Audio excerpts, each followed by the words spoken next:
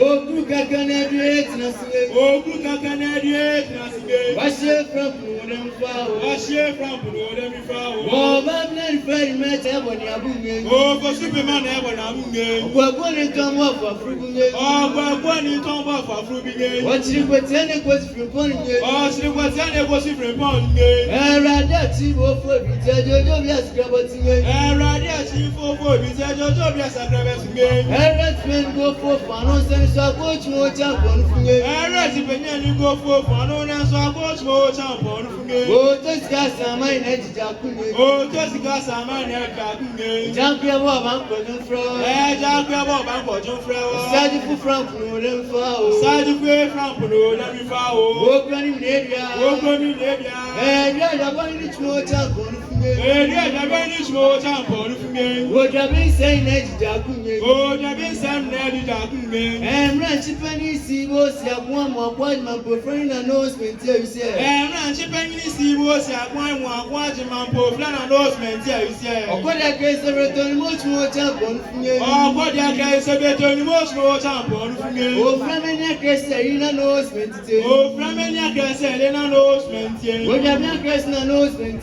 Oh, you have your Crescent announcement. Asia Sopa. Asia Sopa. Assuming you say to the surgeon the friend. Assuming you say to the surgeon the friend. Oh, that's a trouble of four. That's a trouble of four. But I go to the point of one. Oh, but I go to the point of one. Yes, one would have anyone say. Never would have anyone say. I guess if you are young, I'm ready for you. Oh, say, Fanyan Chena, Papa. Oh, say, if I'm one age, I'm not Papa. How fortunate you be a Kuma, who is a senator once. How fortunate you be a Kuma, who is a senator once. Oh, big one, you're going to tell yourself. Oh, big one, you're going to tell yourself. Then you watch a meeting for Yasmini. Where's many certain so much I'm so. You watch a meeting for Yasmini. We are setting so much I'm so. Wagwara Chema Boy. Wagwara Chema Bambo to Subia Chrono. And put the 20th through by setting so much I'm so. Wagwara Chema Boy. Wagwara Chema Bambo to Subia Chrono. And better 20th through by setting so much I'm so. And so far in a gen family, bro, for in a gen family, I be more friend, I did the Bonjabona Paprago.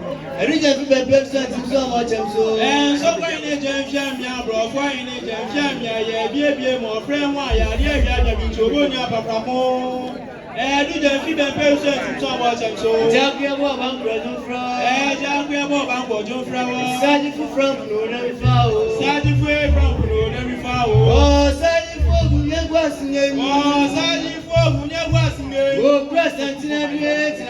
Oh, present in every age. Oh, Pumedia to prepare to pray for Gunyagwasing. Do not chimera.